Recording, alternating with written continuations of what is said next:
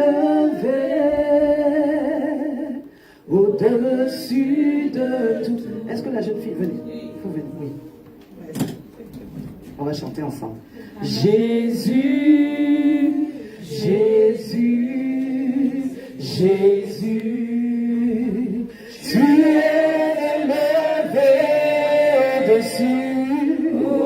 au-dessus de tout.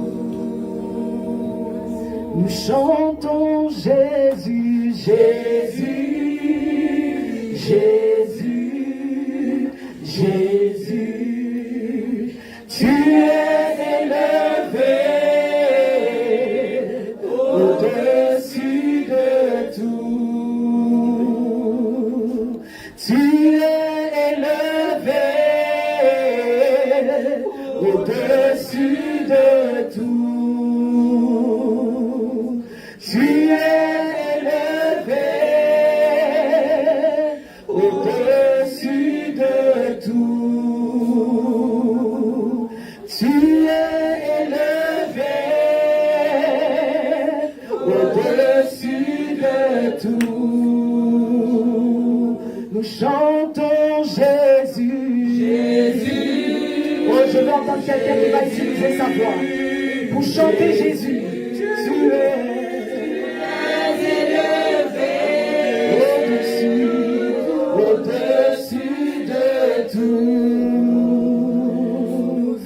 Tu Jésus, Jésus, tu es élevé au-dessus de tout. Et bien-aimés dans le Seigneur, alors que nous avons chanté ce chant, la présence du Seigneur est au milieu de nous. Amen. Et je veux que quelqu'un élève la voix pour donner gloire à Dieu. Si tu ne l'as pas adoré depuis que tu es rentré dans ce lieu, nous voulons reconnaître la souveraineté, la suprématie de ce Dieu. Et tous ensemble, bien-aimés, nous allons tous élever la voix ensemble pour célébrer Dieu, pour lui donner la gloire qu'il mérite au nom de Jésus. Je voudrais entendre quelqu'un prier en cet après-midi. Élève ta voix et commence à donner gloire à Dieu. Oh, bien-aimé, élève ta voix et donne gloire à Dieu.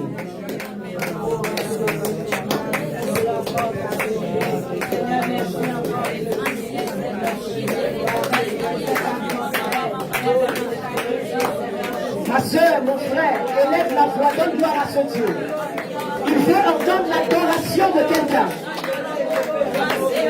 Il veut entendre l'adoration de quelqu'un.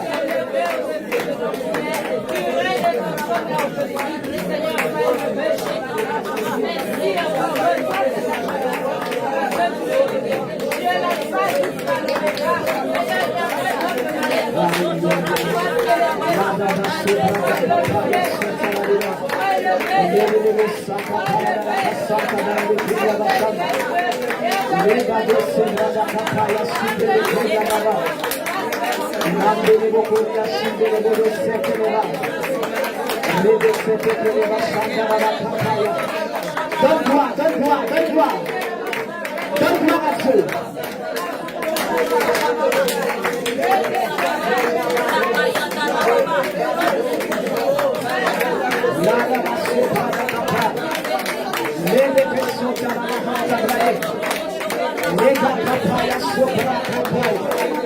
Donne gloire à Jésus.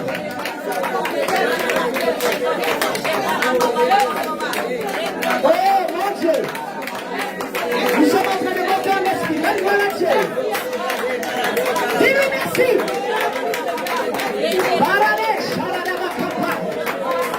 Seigneur, nous te célébrons, nous te donnons toute la gloire. Nous te célébrons, nous te donnons toute la gloire qui t'est due. Nous reconnaissons ta souveraineté, ta suprématie. Nous reconnaissons que tu es Dieu. Si nous sommes là, c'est pas ta grâce.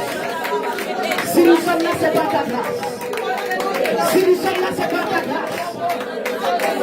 Oh, tu es souverain. Tu es glorieux. Alléluia. Alléluia. Maintenant, est-ce que nous sommes prêts à donner l'offrande d'acclamation au Seigneur? L'offrande d'acclamation au Seigneur.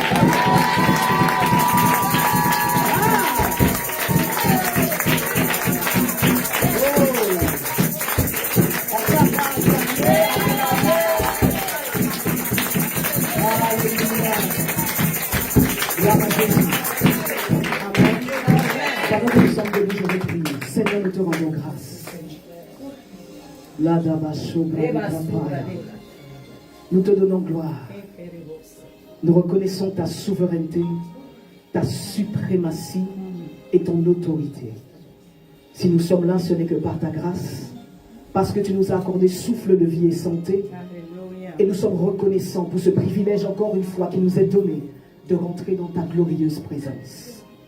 Seigneur, nous savons qu'il n'y a pas d'accident avec toi et que ce moment est un moment béni par toi. Amen. Nous savons, Seigneur, qu'il y a une parole, une portion qui nous est destinée. Alléluia. Seigneur, je prie que les écailles tombent des yeux de ton peuple. Alléluia. Que l'entendement s'ouvre et que quelqu'un reçoive cette parole comme une semence transformatrice, régénératrice. Alléluia. Dans le nom de Jésus. Saint-Esprit, prends le plein contrôle et règne au milieu de nous.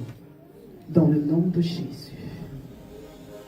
Quelqu'un peut dire avec moi, Saint-Esprit, règne au milieu de nous. Règne au milieu de nous. Saint-Esprit, prends le plein contrôle. Parle-nous. Visite-nous. Impacte nos vies. Dans le nom de Jésus. Amen. On acclame le Seigneur.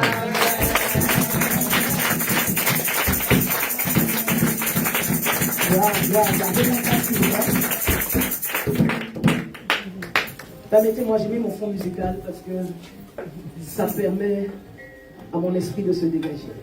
Et ça va soulager aussi la jeune fille. Amen, amen. Vous êtes dans la joie d'être dans la maison du Seigneur? Qui est dans la joie? Amen. Je bénis le Seigneur moi-même, comme la servante de Dieu l'a dit tout à l'heure. Je ne pensais pas que j'allais venir aujourd'hui. Mais Dieu m'a fait grâce d'y être. Et je vais vous donner le témoignage à la fin, mais sans les caméras. Amen. Amen. Je vous donne un témoignage qui va soulever votre cœur. Mais je veux d'abord que vous puissiez considérer la parole et ce qui sera fait dans ce lieu cet après-midi. Amen, amen. Donc c'est un privilège pour moi d'être au milieu de vous. Il est vrai que je vous ai visité il y a quelques semaines, je crois, le mois de juillet. Et par la grâce de Dieu, Dieu a fait grâce que je puisse le retrouver au milieu de vous. Amen. Donc je remercie la servante de Dieu, pasteur Armel, de la confiance qu'elle m'accorde aujourd'hui, de pouvoir prendre la parole au milieu de vous et de pouvoir, n'est-ce pas, vous enseigner. Alléluia. Amen. Je suis la prophétesse Natacha. Ça fait déjà plus d'une vingtaine d'années que je suis dans le ministère.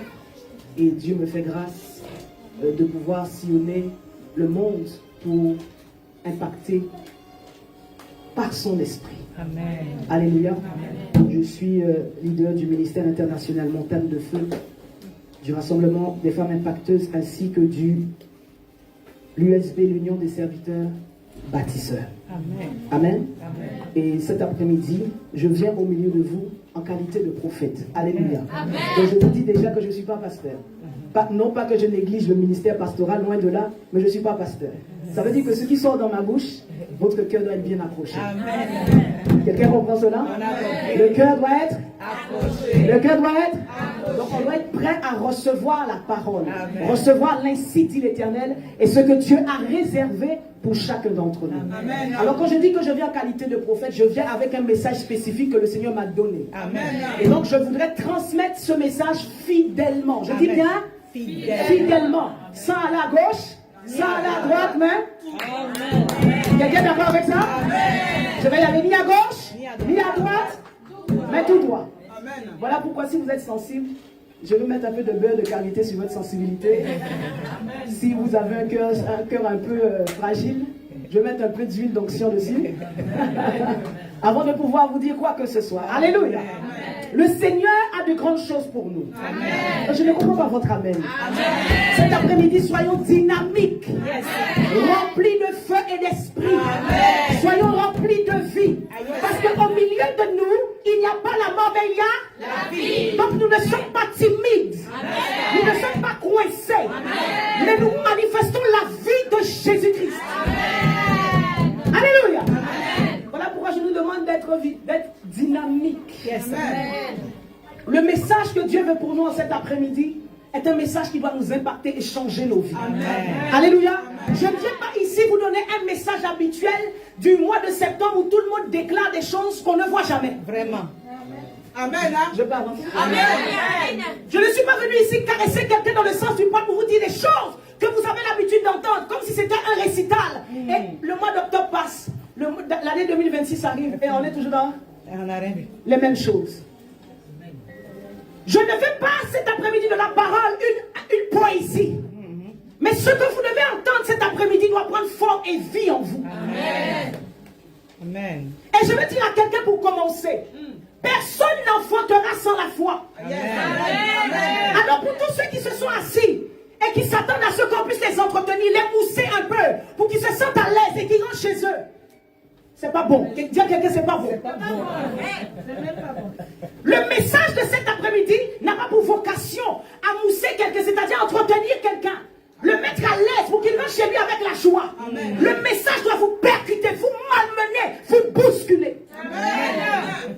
Et ça doit provoquer votre foi. Amen. Alléluia. Yes. Amen. On va dire à quelqu'un, ma soeur, tu vas accoucher ton enfant, la vie va changer. Alléluia. Elle va crier Alléluia, Amen. Et elle rentre chez elle, il n'y a rien. Pourquoi? Parce que nous avons fait du mois de septembre une coutume, une tradition où on dit aux gens qui vont accoucher et ils n'accouchent. Bon, est-ce que vous me donnez l'autorisation? Vas-y, vas-y. C'est lancé. Je peux? Amen. Alléluia. Amen. Cet après-midi, je suis venu vous bousculer. Amen. Pour vous faire comprendre que Dieu fait grand pour vous. Amen. Mais ce n'est pas le Dieu qui est bavard, qui passe le temps à vous dire des choses qui ne se réalisent pas. Non, non. La foi doit rentrer en action. D'ailleurs, vous savez, de septembre à décembre, nous sommes dans la dernière saison, dans le dernier cycle de bénédiction. Malheureusement, il y a beaucoup qui parleront du cycle sans jamais en bénéficier. Il y a beaucoup qui parleront d'accouchement. Je vais accoucher, je serai béni. Et à la fin, il n'y aura rien. Pourquoi? Parce que ce sont des choses qui restent au niveau des lèvres. Des choses qui sont comme de beaux discours. Mais qui ne prennent pas forme dans la vie de quelqu'un. Après ce message, il faut qu'il y ait des témoignages en cascade. Je ne peux pas voir. Je ne peux pas voir. Après cela, il faut qu'il y ait des témoignages en cascade. Je dis que j'ai fait ça, voilà le résultat. J'ai essayé ça, voilà ce... Oh my God. Oh my God. Yes. La production. Il devrait être productif. Amen. Amen. Amen. Amen. Je vais enseigner à quelqu'un la foi qui commence à négocier des contrats sans argent. Yes. Amen. Amen. Amen. Vas-y. Servant de Dieu, il faut le dire. Ah oui? Amen. Yes. On veut enfanter, mais on n'a pas l'audace. On veut enfanter, on n'a pas le courage. On veut enfanter, on n'a pas de détermination. On veut enfanter, on n'a pas de foi. Mais pourtant, on passe le temps à déclarer. Je veux dire à un chrétien cet après-midi, la déclaration, ce n'est pas une tradition, ce n'est pas une coutume. Amen. Vas-y, vas-y, vas-y. C'est pas une tradition, c'est pas une coutume. Je proclame et je déclare. On peut faire chanson avec. Je proclame, oh, je déclare. Je proclame. On passe le temps à proclamer, déclarer des choses qu'on ne voit pas. Est-ce que quelqu'un est prêt à ce que les déclarations commencent à prendre forme? On ne veut plus déclarer des choses bêtement. On ne veut plus proclamer des choses bêtement, mais on veut voir le résultat. Amen. Alors je vais dire à quelqu'un, nous avons 4 mois pour enfanter quelque chose. Yes. Je parle à qui? Nous avons 4 mois pour enfanter quelque chose. Il n'y a pas plus folle que la foi que cette femme qui est devant vous. Je vous parle très sérieusement. Amen. Lorsque j'ai décidé, vous savez, moi je suis commerçante. J'ai des boutiques, j'ai la boutique. Et lorsque ça ne fonctionne plus, je ne vais pas chercher quelqu'un pour enfanter quelque chose pour moi. Je vais vous expliquer ce que je dis. J'ai donné le témoignage d'ailleurs à une de mes filles hier. C'est main de Dieu. Je vais dans le hangar, l'entrepôt où je stocke la marchandise. J'ouvre les volets, je tire le rideau. Et quand je rentre comme une folle, je commence à parler à tous ces boîtes fermées. J'ai dit, écoutez-moi très bien. Je ne vous ai pas acheté pour que vous puissiez dormir dans les cartons. Donc, vous allez sortir. On va vous acheter et je vais gagner mon argent. Est-ce que quelqu'un comprend?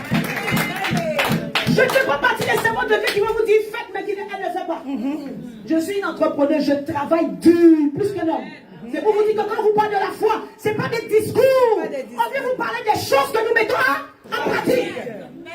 Alléluia. La femme qui vous passe, pas celle qui est là, qui attend, qui va venir vous tromper, vous manipuler pour vos offrandes et vos dîmes. Excusez-moi, je m'en fous de ça, j'en ai pas besoin. Je viens vous parler de cette foi qui a la capacité de vous propulser vers l'avant. Alléluia. Donc lorsque je soulève le rideau et je regarde les cartons, je commence à... Serment de Dieu, lundi, je viens. Je parle au carton. Je parle à la marchandise qui est cachée dans le carton. Je parle. Mardi, je reviens encore. J'ai dit, vous êtes encore là. Je commence pas à parler au carton. Quelqu'un va dire que la dame, elle est folle. Mais elle a la bonne folie. Amen. Je commence encore à parler à la marchandise de mercredi. Comment la marchandise peut rester cachée dans le carton? Vraiment. Est-ce que cette marchandise, je n'ai pas autorité sur elle? Dans la production, je dois enfanter. J'ai déjà payé. J'ai acheté. J'ai amené. J'ai fait les étiquetages. Qu'est-ce que je dois encore faire? Vraiment. Dites-moi. Ça va se vendre. Au nom de Jésus. Ça va se vendre. Donc je commence à parler. Si mercredi je suis revenu, la marchandise est encore là. Je commence à dire à cette marchandise, si on t'avait attaché, si on t'avait bloqué, je te détache. Je te détache. Au nom de Jésus. Et vous savez quoi?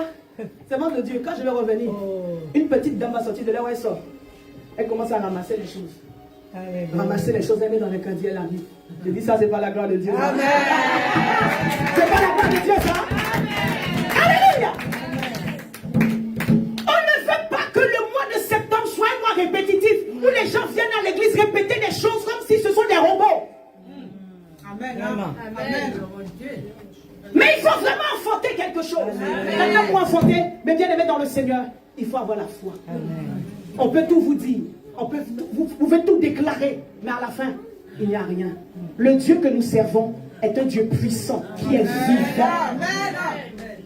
Amen. La Bible déclare, il est le même hier, aujourd'hui, éternellement, et il n'a pas changé. Amen. Est-ce que le même qui a fait la multiplication des pains a disparu? Vraiment.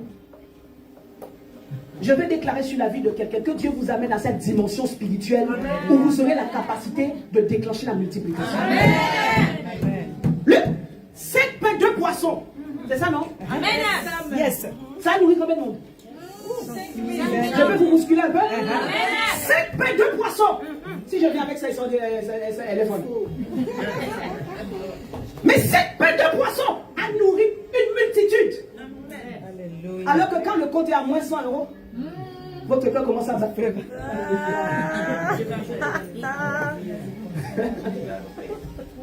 Quand le compte est à moins 100 €, le cœur commence à battre. Pourquoi? Parce que nous sommes impressionnés par ce que nous voyons. Le monde de la folie de la foi, nous ne sommes pas impressionnés par ce que nous voyons. Mais nous considérons ce que Dieu a dit sur nos vies. Amen. Alléluia. Amen. Alors nous parlons de ce thème. La stérile, c'est ça? Elle enfantera. Maintenant, quand on dit la stérile, ce n'est pas seulement les femmes, c'est les hommes aussi. Merci.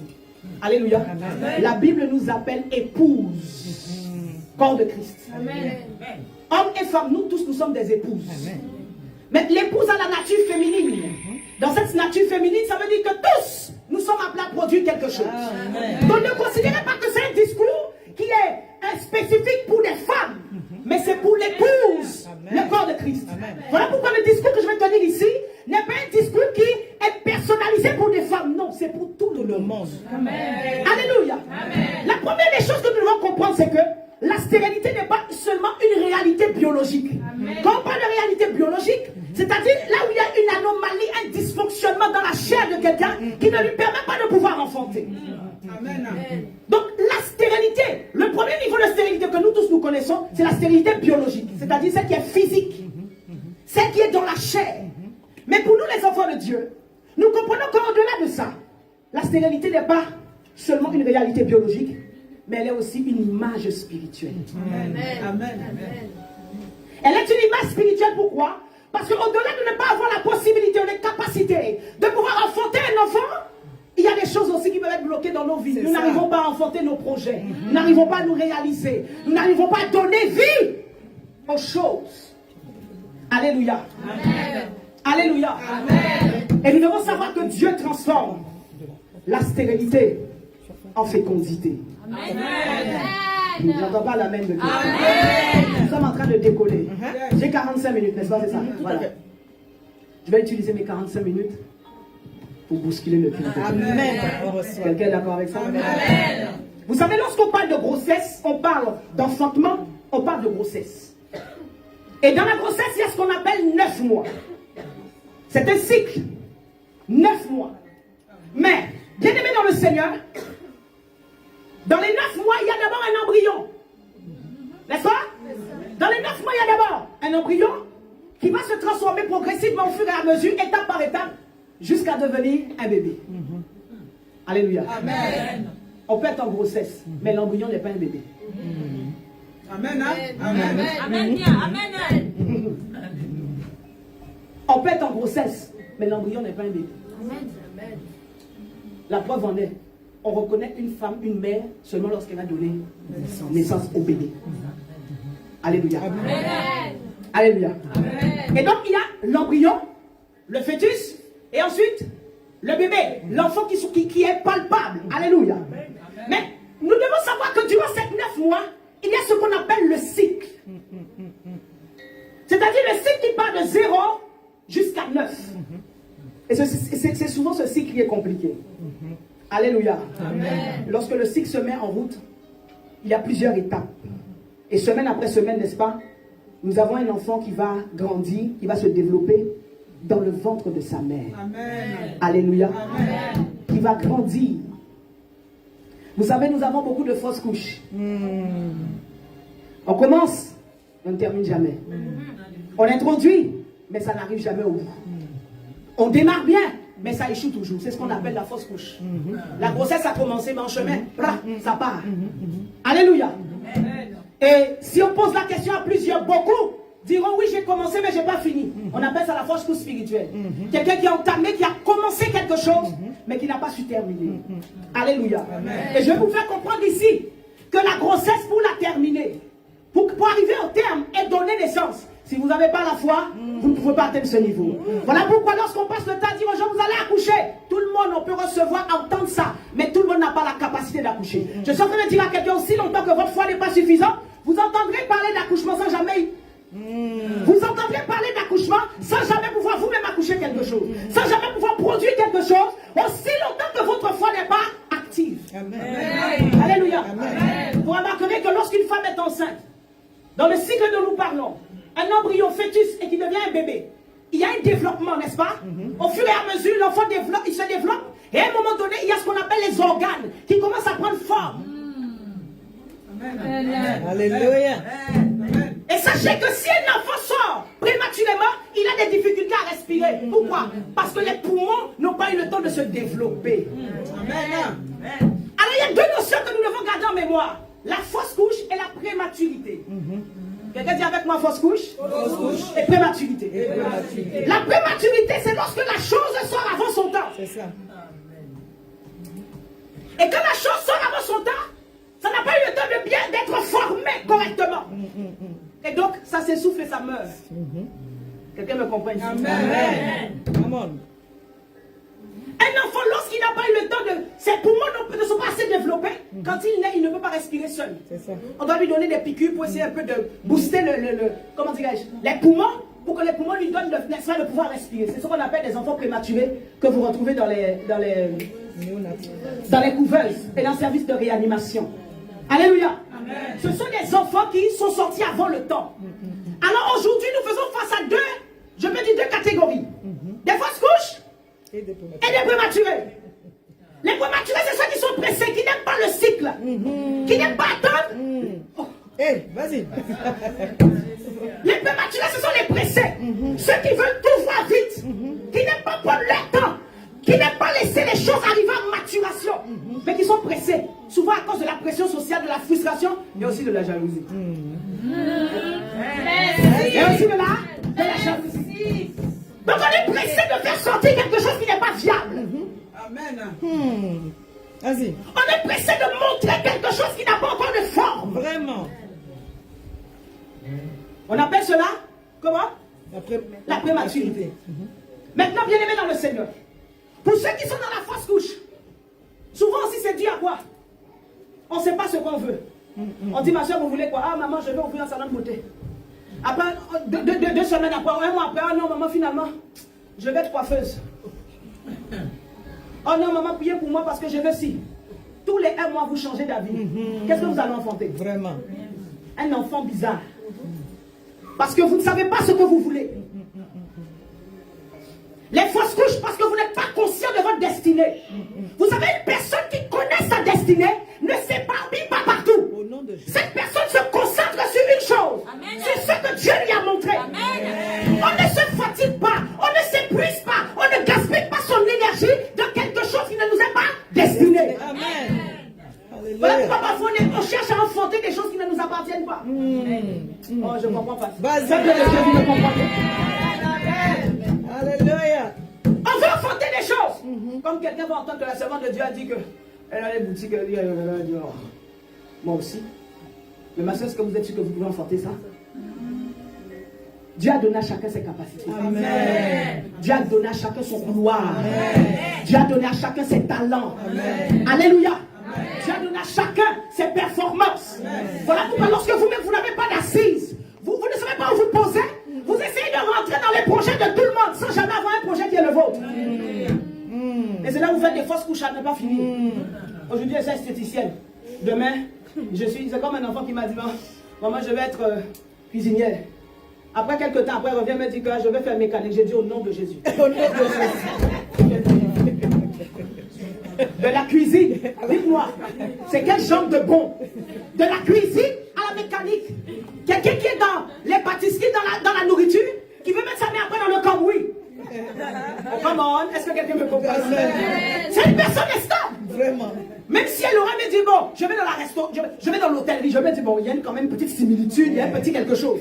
Mais comment on passe de la cuisine? On passe de la cuisine à la mécanique. Donc on enlève la main dans la sauce ou mettre la main dans le cambouis.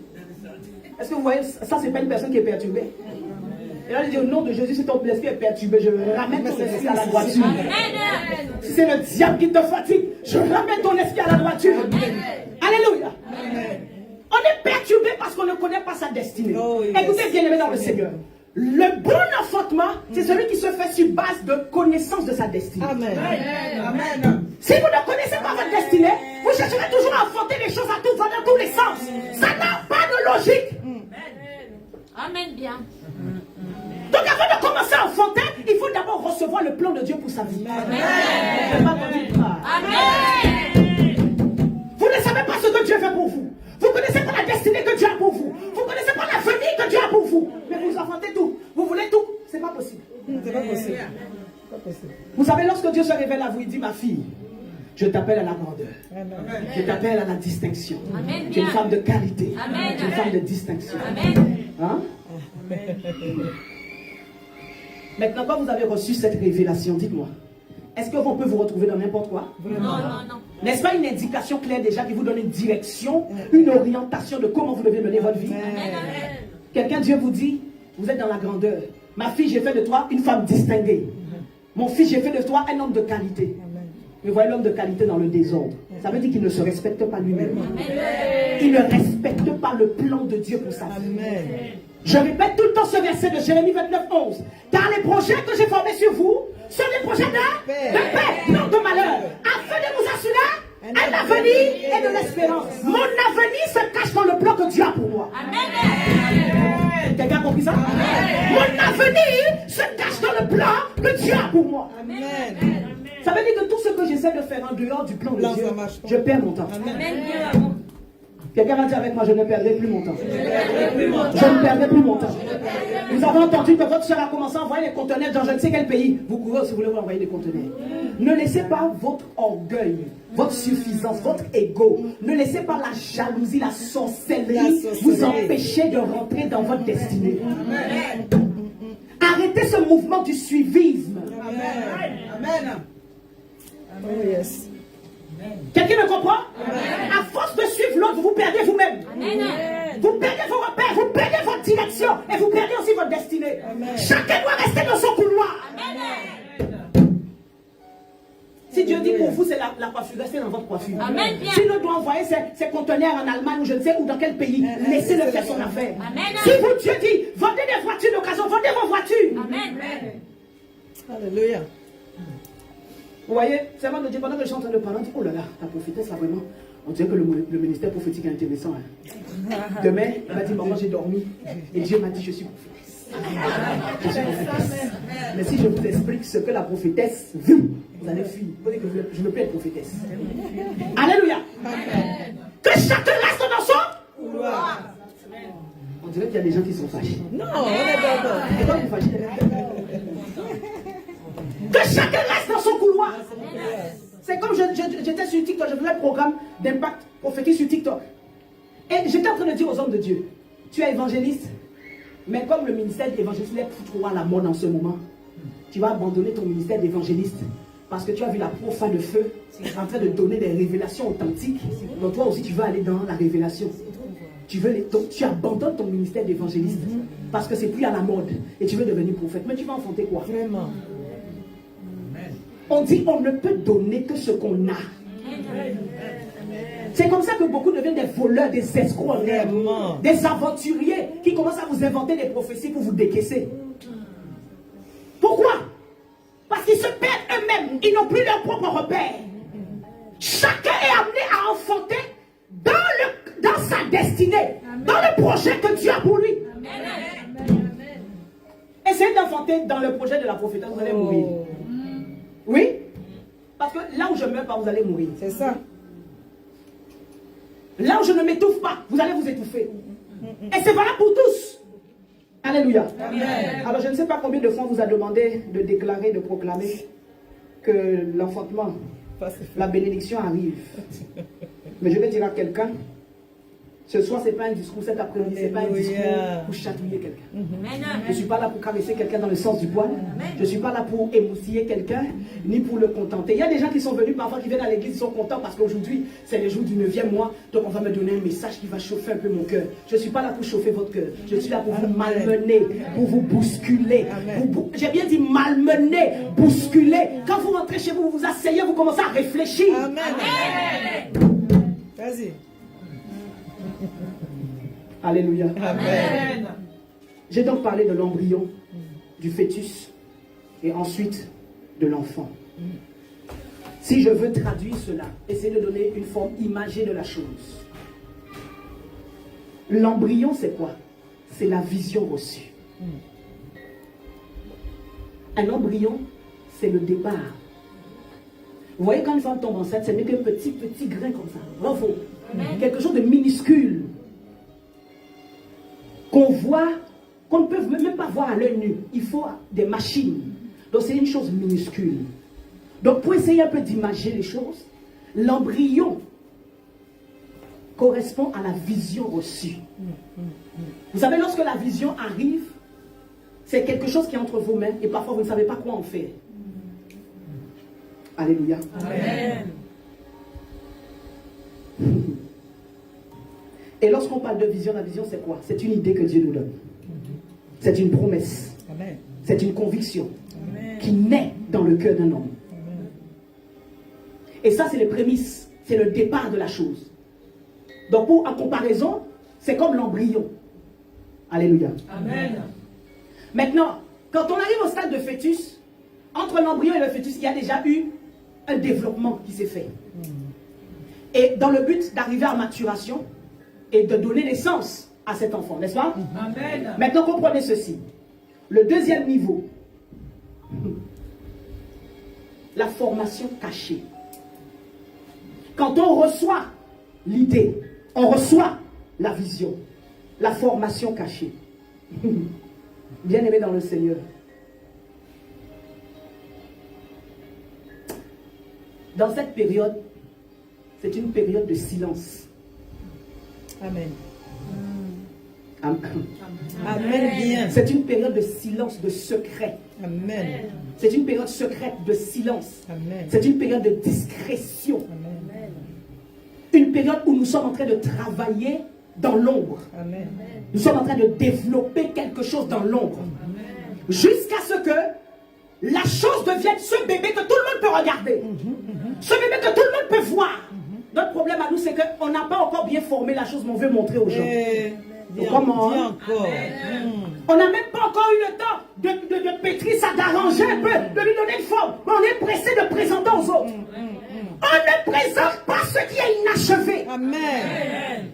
On ne présente pas quelque chose qui est en cours de construction. Amen. On ne présente pas quelque chose qui est en cours de formation. Amen. On présente quelque chose qui est accompli. Amen. Qui a abouti. Amen. Qui a pris forme. Amen. Qui est présentable, Amen. témoignable, explicable, Hey, vérifiable. come on. Alléluia. Dites-moi, lorsqu'une femme est enceinte, pendant que son bébé se développe, qui voit le développement de l'enfant? Vraiment, vraiment. La seule chose que vous voyez le ventre qui pousse, c'est tout. N'est-ce pas? Mais en dehors du ventre qui pousse, qu'est-ce que vous voyez? Rien. Vous ne connaissez pas le sexe de l'enfant, n'est-ce pas? Mais nous, tout le monde est au courant. Mais quand la femme, pendant que son enfant se développe dans son ventre, les gens qui sont à l'extérieur ne connaissent absolument rien du développement de cet enfant. C'est caché, c'est secret. Et c'est pendant cette période-là que Dieu travaille. Amen. C'est pendant cette période que nous devons mettre aussi la foi en action. Amen. Parce que pour la formation d'une idée, ça demande du courage, ça demande de la détermination, ça demande de l'audace. Donc il faut la foi. Et pendant ce temps, c'est le monde du travail, c'est le moment de l'effort. Quelqu'un dit avec moi l'effort. Dans cette période, c'est le moment de l'effort, du travail, de l'implication, de l'engagement, du courage, de la détermination. Alléluia. C'est cette période-là où vous travaillez dans l'ombre. Personne ne voit vos efforts, mais vous êtes en train de travailler dur. Alléluia. Amen. Vous savez, il n'y a pas plus belle bénédiction. Il n'y a pas chose plus belle lorsque vous êtes dans la discrétion. Et puis un matin, bim! C'est ça. Vous faites Oh, sortir. merveilleux, merveilleux. C'est pas merveilleux. C'est merveilleux. Et ce qui est bien, c'est que quand les sorciers vous guettent, les gens vous guettent, on attend, on veut entendre si elle a eu quelque chose. En fait, au moment où ils sont au courant, c'est déjà trop tard. Dis à quelqu'un, c'est déjà trop tard. Dis à quelqu'un, c'est déjà trop tard. Au moment où il réalise que je suis béni, c'est fini, mon frère. Je suis déjà béni. Mais quelqu'un vous a promis de vous connecter à quelqu'un. Dans la promesse de connexion, vous commencez déjà à divulguer une promesse de connexion. C'est pas normal. Vraiment, vraiment. On ne vient pas expliquer des promesses de connexion. On explique la bénédiction. Amen. Alléluia. Amen. Donc au moment où il réalise, c'est trop tard. Amen. Nos ennemis, nos détracteurs, ils réalisent, ils considèrent seulement que la femme, elle est bénie. C'est C'est tout. déjà grave, Amen. c'est déjà grave. Quelqu'un dit avec moi, j'ai déjà reçu au miracle. J'ai déjà reçu. Oui, oui. Alléluia. Amen. Maintenant, la partie où on appelle bébé, l'enfant qui naît. Écoutez, c'est qu'un enfant naît que tout le monde se réjouit pour la mère. N'est-ce pas? Oh. Alléluia. Est-ce que quelqu'un me comprend? C'est quand un enfant naît que tout le monde se réjouit pour la mère. Et d'ailleurs, on ne pourra jamais vous considérer mère aussi longtemps qu'on n'a pas vu l'enfant. C'est ça. Pour vous dire quoi? La période où l'enfant est caché, c'est la période importante où vous devez vous donner à 100%. Amen. Parce que c'est cette période qui va vous aider à montrer ce que vous aviez caché. Si vous ne vous engagez pas, il n'y aura rien à présenter et il n'y aura rien à montrer. Alléluia. Donc, c'est là où on sent l'enfant. C'est là où tout le monde vient visiter l'enfant. Est-ce qu'on visite un enfant qui est dans le ventre? Vraiment. Mais pourquoi nous aimons faire visiter les enfants qui sont dans le ventre? Ce que je vous dis, on dirait que vous comprenez. On a compris. Merci. Papa. Pourquoi on aime faire les visites des choses qui ne sont pas achevées? Votre maison en cours de construction. Les papas, il n'y a même pas que pissage, mais vous amenez les gens. Ah, viens voir ma maison. On ne présente pas une maison en cours de construction. Amen. On fait, comment vous appelez ça? Pendaison, quoi? De Pendaison de crémaillère. C'est là où vous montrez, ah, voilà ma maison que j'ai construite. Mais quelque chose où il y a des briques, il y a Vraiment. encore les arbres qui sortent, Et- il y a encore Les ouvriers sont sur le chantier. Mais bien aimé dans le Seigneur, là où il y a encore des feuilles qui sortent encore dans les murs, c'est ce que vous présentez aux gens. Lorsqu'on parle du bébé, c'est à ce moment que ce qui était secret devient réalité. Alléluia. Je voulais que quelqu'un entende ça. Ce qui était secret, Devient réalité. ce qui était, Secret devient réalité. tant que vous n'avez pas dit ça assez fort, je vais vous embêter. Ce qui Ce qui est était, devient réalité. permettez d'abord à ce que votre développement soit secret. Amen. Yes. Et ensuite, ça deviendra réalité. Tout le monde pourra constater que voici le fruit fruit. Voici ce que c'est femme.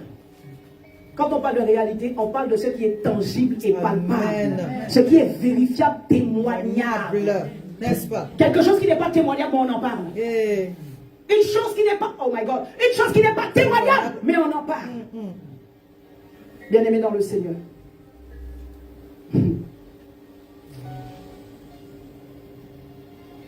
Si vous n'avez pas la foi, vous ne pouvez rien. Ne faites pas de ce mois un mois habituel, un mois de coutume, un mois de tradition. Mais faites de ce mois un mois miraculeux. Yes. Miracle. Alléluia. Et tout dépend donc de comment vous voyez la chose. Je voudrais, s'il vous plaît, une personne qui va me lire ce texte. On va lire ce texte ensemble. Ça va me faire gagner du temps. Ésaïe, chapitre 37. Je vais courir pour le temps qui me reste. Ésaïe, chapitre 37, verset 3. Quelqu'un va se lever et va lire ce verset, s'il vous plaît.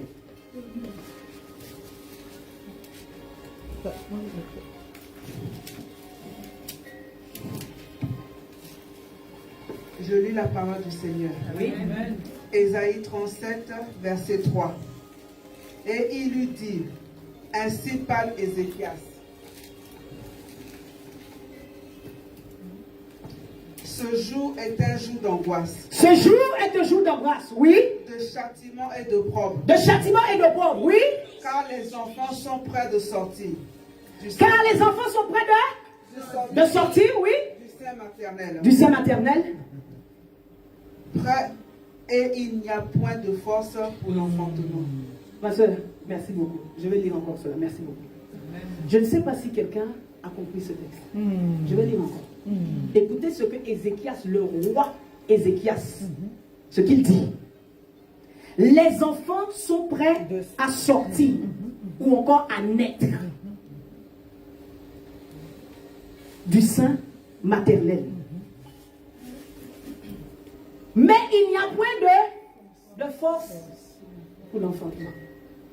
Pour contextualiser un peu les choses, Ézéchias avait peur. Pourquoi? Parce qu'il était menacé par des rois qui voulaient lui faire la guerre et exterminer tout le peuple. Donc il avait peur.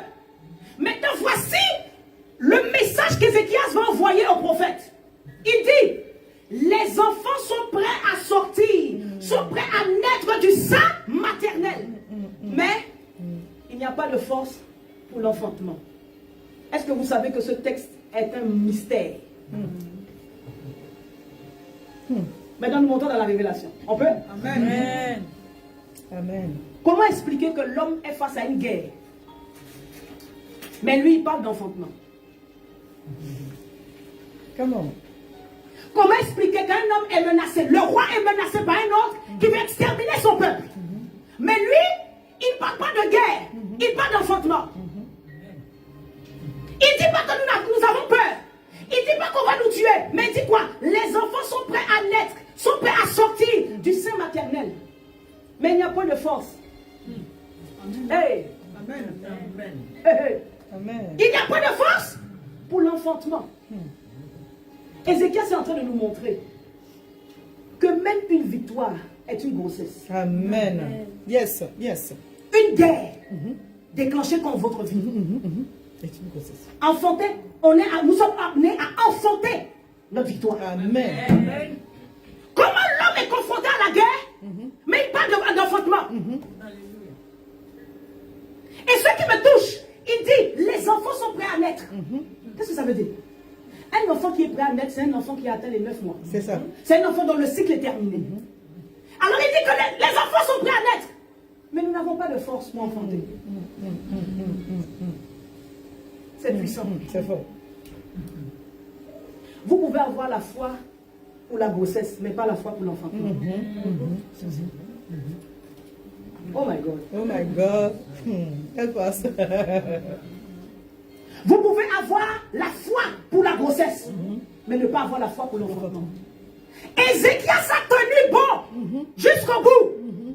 Mais au moment où il doit enfanter la victoire, il dit, je n'ai plus de force. My God. Il dit, je n'ai plus de force. Pour vous dire quoi? Vous pouvez mener à bien une affaire, mener à bien une grossesse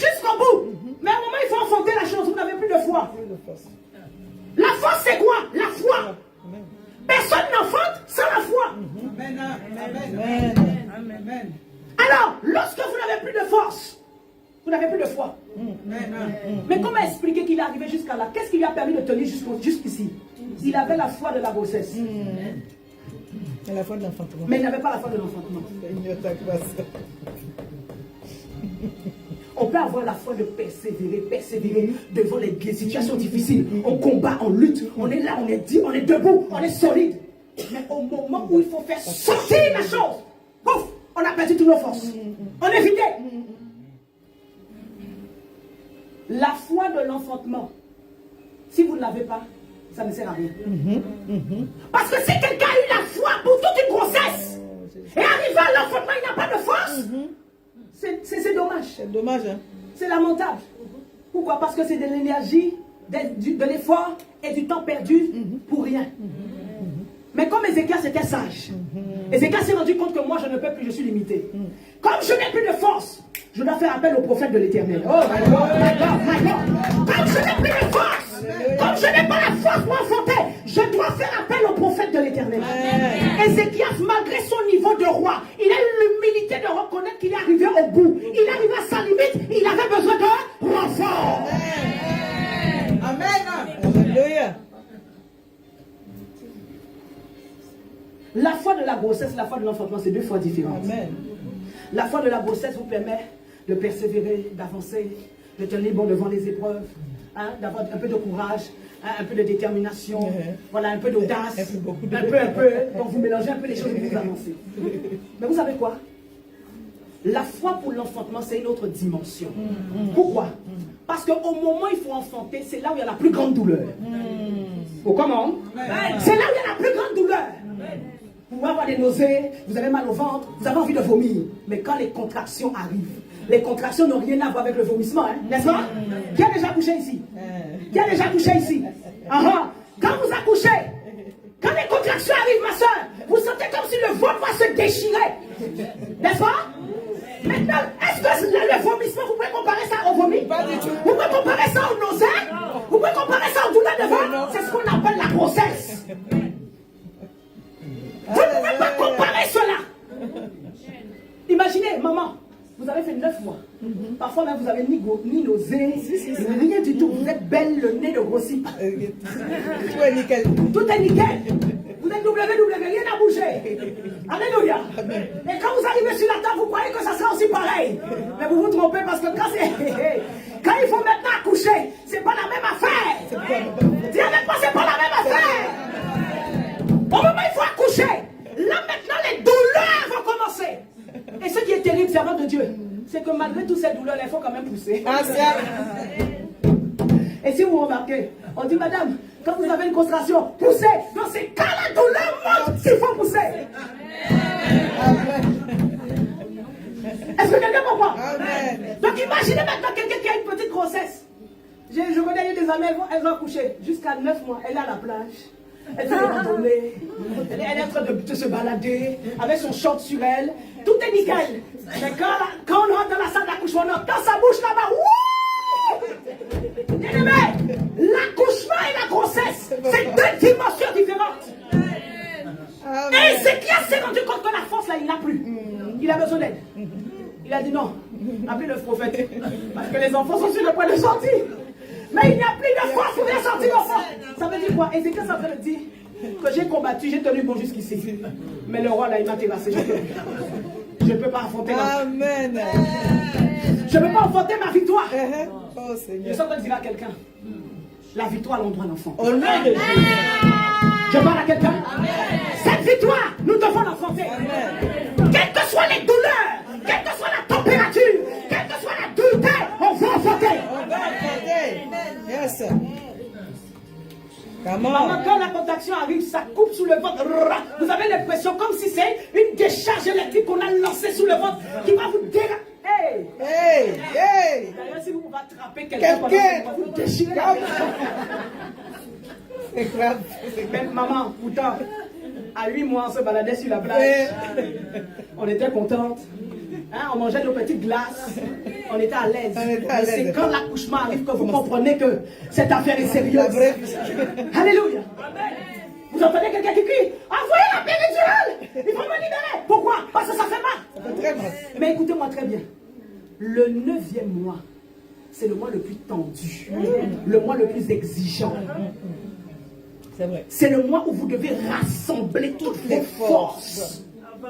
C'est pas le mois où vous devez abandonner, mais c'est le mois où vous devez rassembler toutes vos forces. Amen. Parce que vous en aurez besoin pour pousser. Amen. Et sachez une chose, dans la vie des chrétiens, au moment où la souffrance est en plus à passe au plus haut niveau, il faut savoir que c'est l'accouchement qui arrive. Quelqu'un ne me comprend pas ici. Oh my God. Lorsque la douleur est à son plus haut niveau, sachez que vous êtes sur le point d'accoucher quelque chose. Alléluia. Il vous est jamais arrivé à un moment où vous dites, mais Seigneur, est-ce qu'il n'y a que moi sur cette terre? Vraiment. Les problèmes que va aussi rencontrer le frère là-bas. Tous les jours, ça monte crescendo. Ouais, franchement. Et pourtant, au moment où vous vous plaignez, c'est juste derrière se cache la gloire de Dieu. Alléluia. Le 9e mois, c'est le mois de la douleur. C'est le mois de l'effort. C'est le mois de la souffrance. C'est le mois de la percussion.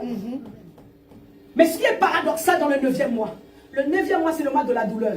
Mais c'est aussi le mois de la réjouissance. Amen. Oh, quelqu'un ne me comprend pas. Le 9e mois, c'est le mois de la douleur. Mais c'est aussi le mois de la réjouissance. Le 9e mois, c'est le mois des cris. Mais c'est aussi le mois de l'accélération. Amen. Amen. Vous n'avez pas remarqué? La femme vient de crier. Souvent. Je ne fais plus, je ne ferai plus d'enfants. C'est fini. Si son mari est à côté. Toi là, je ne vais plus te voir. Tu ne m'approches plus. L'année prochaine.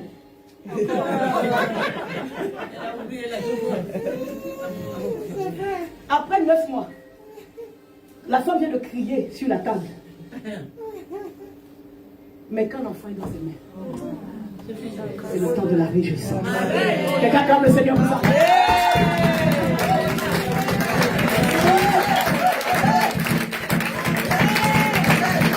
Vous voyez maman? Elle est là, pouchou, elle a oublié qu'elle criait. Seigneur! Elle a oublié qu'elle crie. C'est ça la beauté du 9e mois. C'est la capacité à nous faire passer de la souffrance à la réjouissance. Alléluia. C'est la capacité à nous faire passer des cris de douleur aux cris de joie. C'est le seul mois que je connais qui peut faire les deux en un. Vraiment. Quelqu'un dit avec moi deux en un. Dis avec moi deux en un. Je pleure et je ris après. Je vais dire à quelqu'un, quand vous avez commencé à pleurer, attendez-vous aux joie. Alléluia. Quand vous avez commencé à vous lamenter, attendez-vous aux réjouissances. Yes. Alléluia. Donc il y a la foi de la grossesse. Et il y a la foi aussi de l'enfantement. Amen. Voilà pourquoi il y a beaucoup de grossesse mais pas d'enfants. Vraiment. Vas-y. Amen. Alléluia. Tout le monde a toujours un projet, n'est-ce pas? Oh, maman, j'ai mon projet. Maman, j'ai mon projet.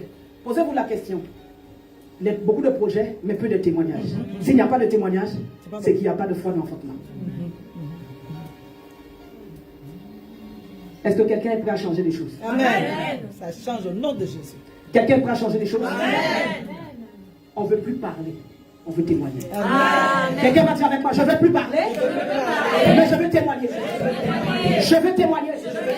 Témoigner mon miracle. Témoigner mon enfantement. Témoigner ma bénédiction. Témoigner mon miracle. Au nom de Jésus. Au nom de Jésus. Alléluia. Vous savez, bien aimé dans le Seigneur, Alléluia. quelquefois Dieu fait des choses bizarres. Quelquefois Dieu nous donne des délais. On ne reçoit pas tout au même moment. C'est ça. Et il nous laisse comme ça. Mais je vais dire à quelqu'un cet après-midi que le délai de Dieu n'est pas un refus. Quelqu'un peut répéter ça avec moi? Le délai de Dieu n'est pas un refus. Quand Dieu vous donne d'abord le délai, prenez le délai de Dieu. Ne vous fâchez pas. Ne murmurez pas. Mais prenez son délai. Parce que s'il vous donne un délai, il sait qu'il va vous donner une chose qui sera excellente et merveilleuse. Prenez son délai. Dieu n'est pas comme les hommes qui promettent tout et rien et puis après il n'y a rien. Comment? Mais quand il nous donne un délai, Une balle perdue. bien aimé, le délai de Dieu, c'est un bon délai. Amen. Le délai de Dieu n'est pas un refus, au contraire. C'est une préparation a une bénédiction plus grande que vous. Yes, sir. Quelqu'un va dire avec moi, Dieu a une grande Dieu bénédiction a prévue. une grande bénédiction prévue pour moi. Alléluia. Alléluia. Écoutez, parfois Dieu retarde l'enfantement. Comment? Il retarde l'enfantement afin que l'enfant qui arrive ne soit pas ordinaire. N'est-ce pas? Come on. Il retarde l'enfantement afin que l'enfant ne soit pas ordinaire. Amen. Mais comme nous voulons tout présenter tous en même temps, C'est ça. la frustration, Oh, la pression sociale délivre-nous. amène les gens à vouloir tout Délivre-nous. présenter. La sœur a témoigné, je dois témoigner. Elle a montré, je dois montrer. Elle a Alléluia. discuté, je... Non, Non, non. Parfois Non. Dieu retarde la chose. Yes. Il retarde l'enfantement. Parce que l'enfant qui est à venir, il n'est pas ordinaire.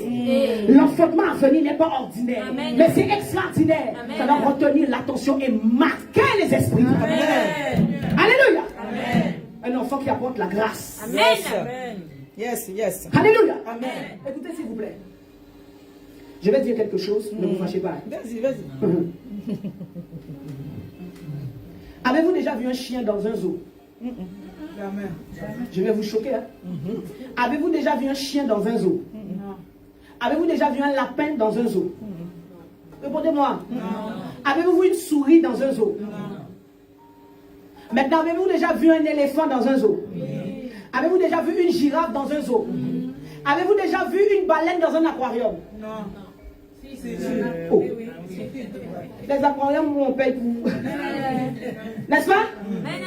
Posez-moi la question, servant de Dieu, dis-nous pourquoi il y a les uns et les autres. Pourquoi il y a les uns et les autres? Les uns et les autres. Comment? Si je vous explique ça, vous allez rire. Non. Écoutez, un chien tombe enceinte et accouche son enfant en 2 mois. N'est-ce pas? Il faut 2 mois pour le chien pour enfanter. N'est-ce pas? La souris a besoin de 19 à 21 jours pour enfanter. N'est-ce pas? Le lapin a besoin de 21 jours. 21 à 31 jours pour enfanter.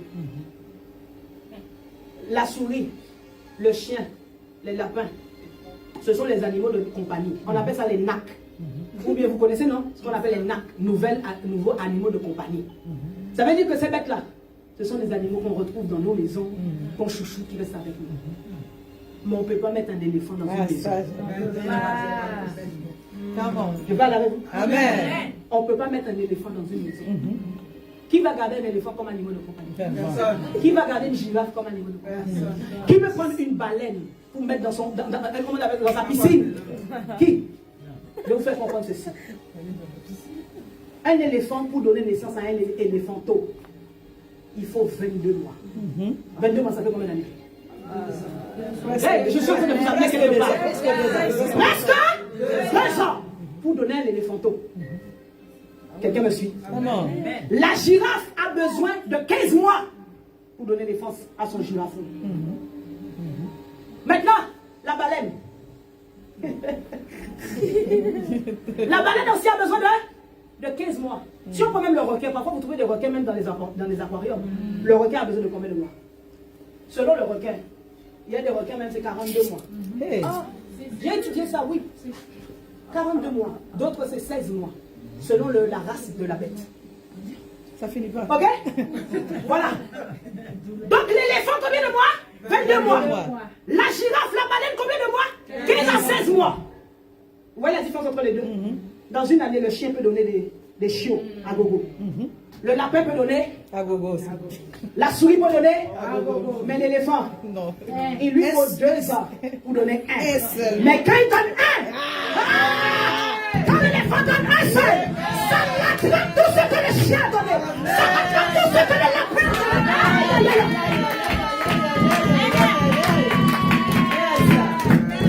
Lorsque Dieu fait de quelqu'un un éléphant, il n'a pas besoin d'avoir 1000 accouchements. Un seul accouchement, ça suffit.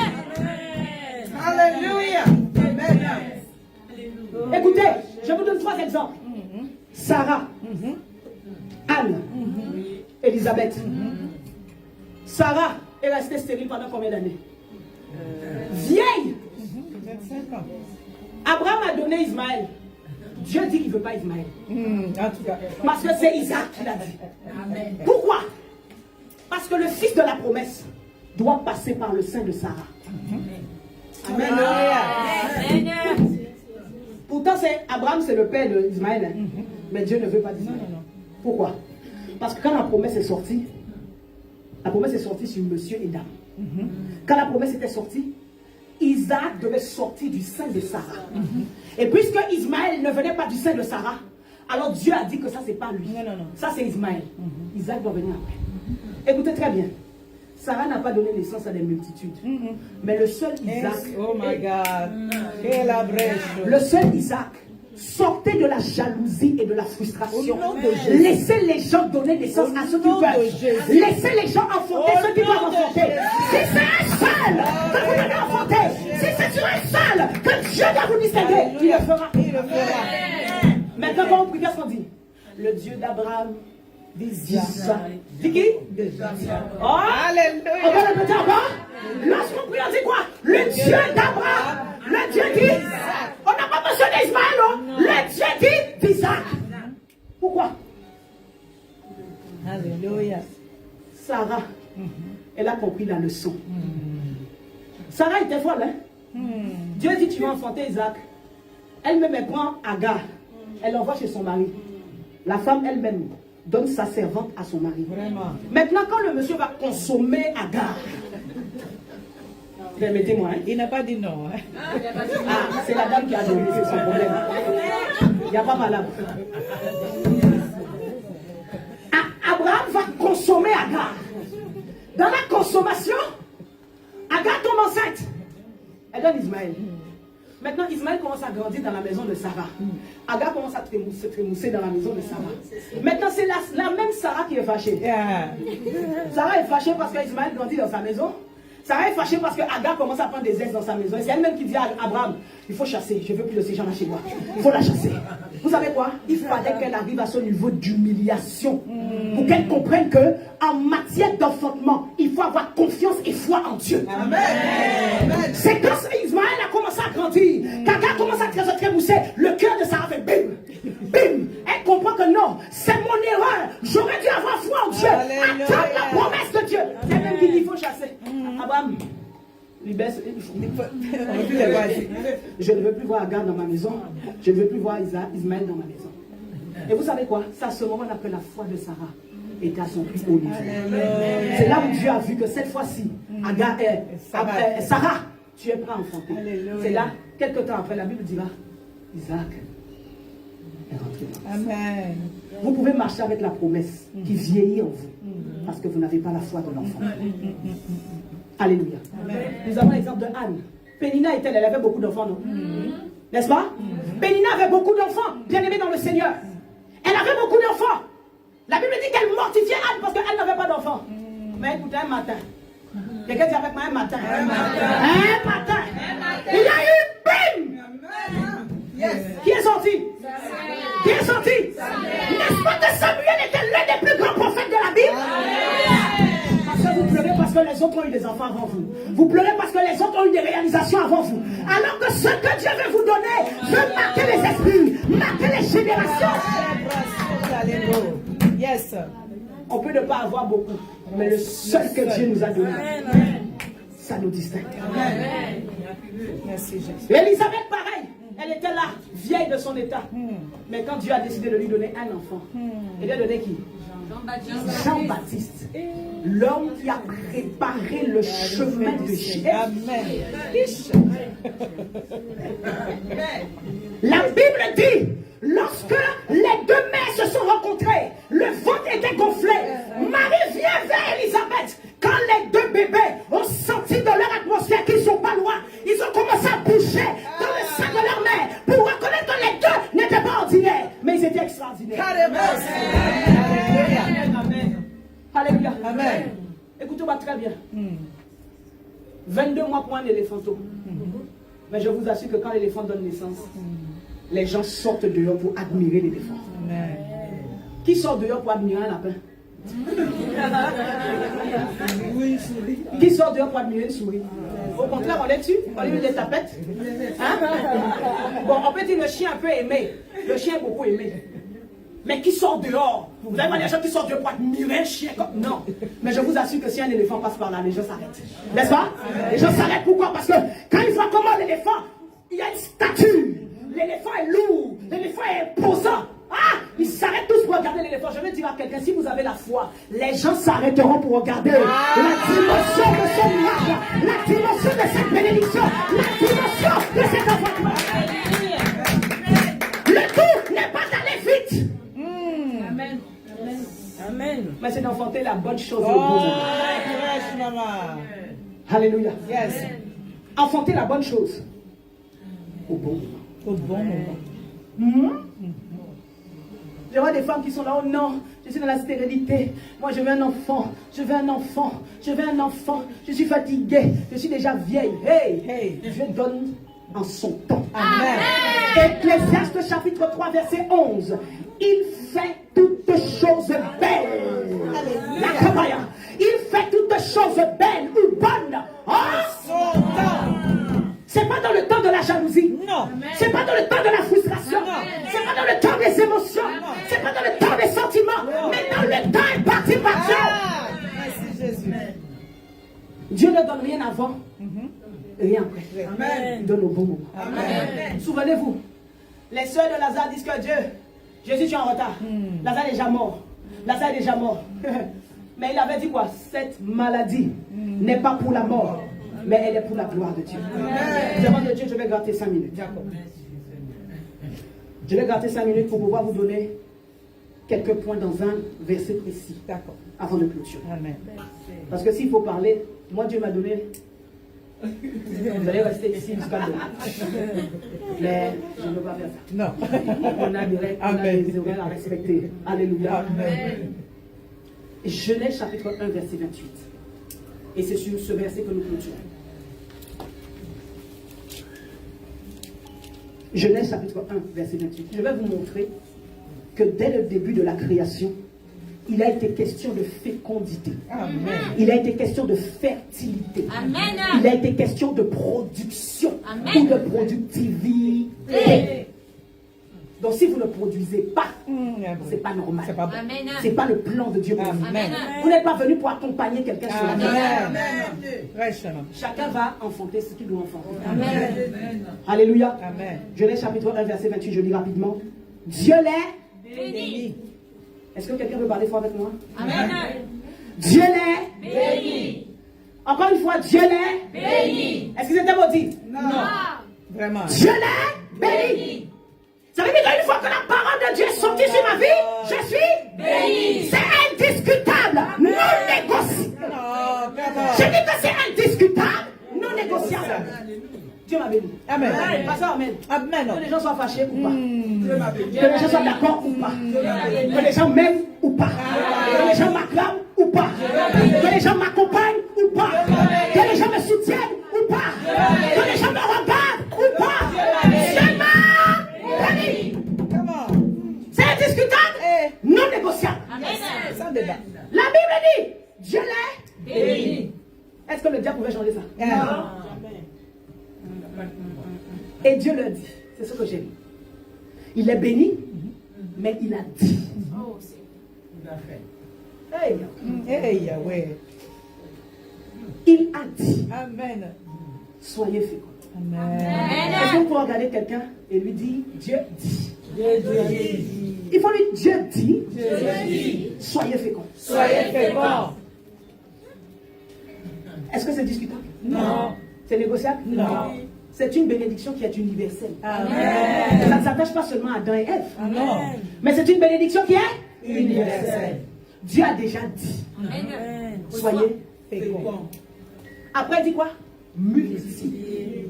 Je me multiplie. Il n'y a Alléluia. pas de fécondité sans multiplication. Amen. Amen. Une personne féconde, automatiquement, sera dans la dimension de la multiplication. Amen. Yes, yes, yes, yes. Maintenant, celui qui est dans la dimension de la multiplication a la capacité aussi du remplissage. Amen. Il a la capacité du remplissage. Il dit remplissez. Hey, hey, hey, hey, hey, hey. Remplissez. Amen. Je reprends. On est fécond Amen. dans la fécondité. il y a la dimension de la multiplication. Et dans la multiplication, il y a la capacité du remplissage. Amen. Qui peut multiplier sans remplir? Oh, Reba Shabra. Oh, Je ne sais merci pas Jésus. si Come on. le peuple te comprend ici. Qui peut multiplier sans remplir? Alléluia. Quand Jésus a multiplié les 5 pains et les 2 poissons, il a rempli. Amen. Il dit remplissez la terre. Alléluia. Amen. Et ensuite, il va dire assujettissez. Amen. Bien. Amen. Oh. Oh. Servant de Dieu, il n'y a pas de fécondité sans autorité. Amen. Bien. Alléluia. Assujettir, c'est dominer. Amen. On ne domine pas sans autorité. Alléluia. C'est ce qu'il a dit à Adam et Ève. Et il dit de dominer sur quoi? Assujettissez-les. Dominer sur. Écoutez bien. Les oiseaux du ciel. Amen. Les animaux de la mer. Amen. Les animaux de la. Tous ceux qui se meuvent sur la terre. Amen. Ça veut dire quoi?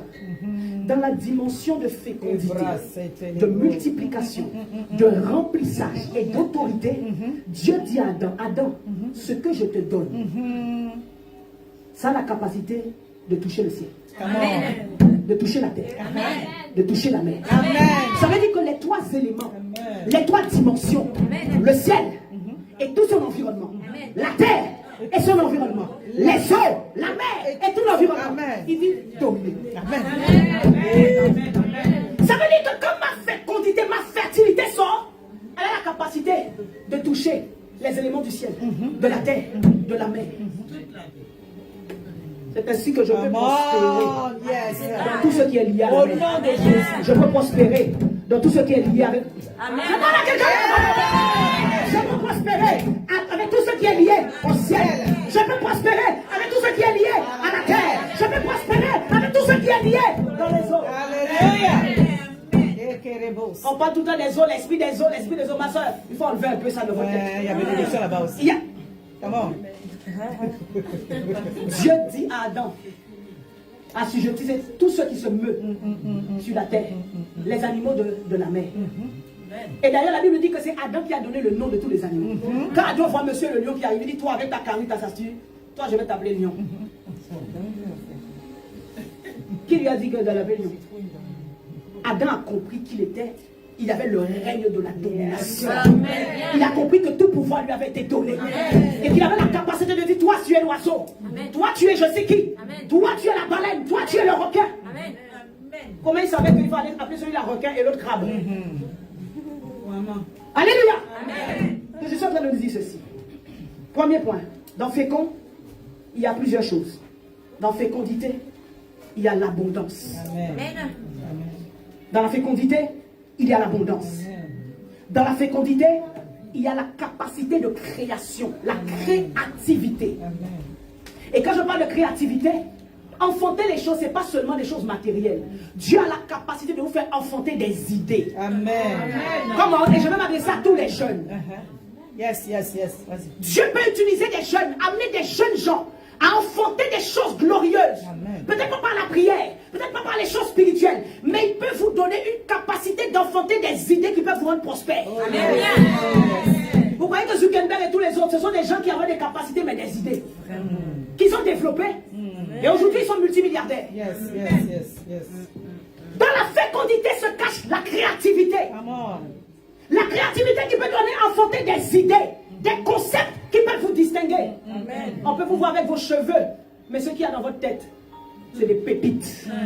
Quelqu'un dit avec moi des pépites. Je prie Dieu qu'il visite les jeunes, qu'il visite la jeunesse de l'église, qu'il les visite afin que leur mentalité, leur vision change. Qu'il y ait de l'innovation, la créativité. Alléluia. Dans la fécondité, il y a ce qu'on appelle la fertilité. Dans la fécondité, il y a ce qu'on appelle l'imaginatif, la créativité, l'inventif, le productif, la production. Alléluia. Et la fructification. Amen. Dans multiplier, il y a quoi? Quand on multiplie, on parle de l'accroissement. Le fait d'accroître, de s'accroître. Dans multiplier, il y a augmenter. Alléluia. Dans multiplier, il y a se développer. Quand je multiplie, quand la multiplication me localise, je me développe. Quand on dit développer, c'est grandir. Et quand on dit grandir, développer, on parle maintenant de l'expansion ou l'extension. Tout ça, c'est dans quoi? Multiplier. Dans multiplier, il y a quoi? Il y a le fait de grossir, de voir quelque chose qui prend forme, qui prend du volume, de voir des choses qui se reproduisent, qui prolifèrent. Alléluia. Quelque chose qui s'agrandit. Et dans le dernier point, d'en remplir. Remplissage. Qu'est-ce qu'on trouve? Combler. Mais je vais m'arrêter sur un point. Dans remplissage, servant de Dieu. Il y a ce qu'on appelle occuper l'espace. Amen. Occuper l'espace. Amen. Et je clôture là-dessus. D'accord. Aujourd'hui, les chrétiens occupent l'espace des cancans. Et ça, c'est Bon, je vais parler. Vas-y, Je ne vais pas aller au-delà parce que j'ai plus de temps. Les chrétiens d'aujourd'hui, la meilleure place qu'ils occupent, les cancans. Hein? Je vais dire ça dans la langue de chacun. Les cancans médisance pour les Français. Les Songui. C'est pour qui? Les Congolais. Les Papatos. Les cancans. Les palas. Aujourd'hui, le chrétien occupe le mauvais espace. Un espace qui n'est pas honorable, mais qui est médiocre. Très médiocre. Là où parfois il y a la bassesse et la médiocrité. Le temps est venu où nous devons élever le niveau. Le niveau. Comment? Quelqu'un va dire, j'élève le niveau. Le temps est venu où nous devons élever le niveau. Dans le remplissage, c'est la capacité d'occuper l'espace. Merci. Aujourd'hui, les chrétiens, quand on leur parle d'entreprise, on leur parle de business, on leur parle d'entrepreneuriat, là où on peut les retrouver à une certaine dimension, ils ne sont pas là-bas. Eux, c'est les cancans. Ils vont regarder la prophétesse a porté une chaussure blanche. Elle a mis quel pantalon? Est-ce que c'était serré, pas serré? Est-ce que c'était à votre goût? Est-ce que c'est pas à votre goût? Est-ce qu'elle était bien maquillée? Est-ce que les cheveux étaient bien rangés? Est-ce qu'elle a bien parlé? Voilà ce qui nous intéresse. Est-ce que la servante de Dieu a fait quoi? Elle a dit quoi? Nous remplissons les mauvais espaces. Merci. Seigneur de nous. Enfants de Dieu, peuple du Seigneur, l'heure est venue où il faut élever le niveau. Les chrétiens, c'est pas seulement pour la prière. Quelqu'un dit amen avec moi. On dirait qu'ils sont fâchés. Non, c'est pas possible. On n'est pas là pour occuper seulement l'espace de la prière. Come on. Si bien que quand on évangélise, on dit, oh vous les pauvres. C'est ça. Je refuse, on ne peut jamais m'appeler pauvre. On refuse au nom de Jésus. Jamais. Parce que je vais dire à la personne, si tu as faim, je vais te donner à manger. Merci. Merci. Les chrétiens sont les champions de prière. Les champions de venir s'asseoir à l'église. Et parler, bavarder, parler beaucoup, faire les commentaires. Oh, tel pasteur avait fait ci. Comme je vois les panels TikTok, ça m'énerve. Oh non, l'autre s'est marié avec qui? Il a fait quoi? Il a fait quoi? Oh, attends, ma soeur, est-ce que vous-même vous êtes mariée? Vraiment. Pas perdu. Dis encore. Comment moi je vais rester jusqu'à 3h du matin sur la vie de quelqu'un qui s'est marié alors que moi-même je cherche mon mari? Vas-y, prêche, papa. Oui, il a fait. Je vous assure. C'est vrai, on peut être heurté par des choses. On peut être mécontent par certaines choses. C'est une réalité. Il y a des choses qui peuvent ne pas nous plaire. Mais lorsque nous avons une certaine maturité, une certaine grandeur, on se souvient que hey, je ne peux pas mettre ma bouche dans quelqu'un qui s'est marié alors que moi-même, Amen. je dors seul. Quand j'ai fini de bavarder, le monsieur dort au choix. Vous croyez que ce sont vos paroles qui l'empêchent Vraiment. de profiter de sa femme? Non. Ça se trouve même plus vous parler. Je veux vraiment dire, Amen. plus vous parlez, c'est plus la personne, elle est à l'aise. Vous lui donnez encore même la force de bien vivre son mariage. Les gens, je vois des panels jusqu'à 2h, 3h du matin. Seigneur. Vous, après, c'est la personne, et quand vous faites le lève maintenant, quelqu'un me dit, c'est bon de Dieu, tu peux me pousser un petit quelque chose, j'ai pas mangé. Je dis, donc tu n'as pas mangé. Et tu es sur le lève en train de pas pousser. Élevons le niveau. Vraiment. Nous voulons occuper l'espace de la grandeur. Nous voulons occuper l'espace de la hauteur. L'espace de la distinction. L'espace où il y a de la valeur. On ne peut trouver les chrétiens dans les choses médiocres, dans la bassesse, dans la médiocrité. On ne peut trouver les chrétiens dans la méchanceté, dans l'orgueil, dans la jalousie, dans les affrontements, les méchancetés inutiles. On va trouver les chrétiens au bon niveau.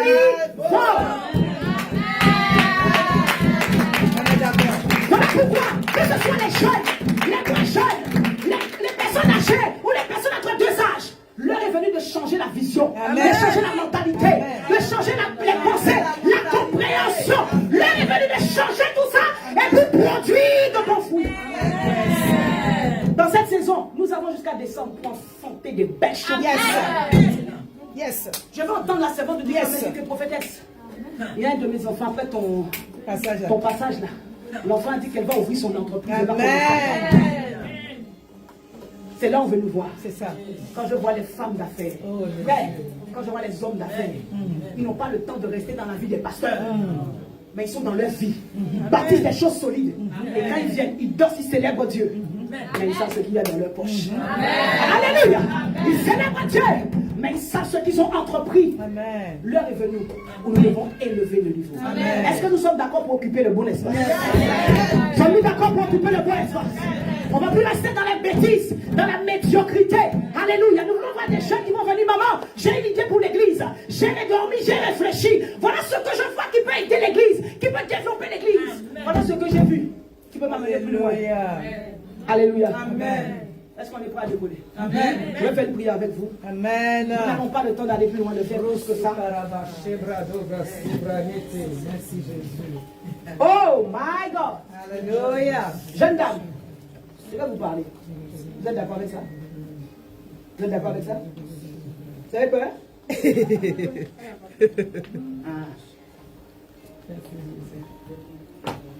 C'est vous-même qui êtes venu ici. Hein? Amen. Amen. Je lève mes mains. C'est moi de Dieu. C'est elle qui est venue. Main blanche. C'est main blanche. C'est ça. Après, il ne faut pas me suivre. Non, je plaisante.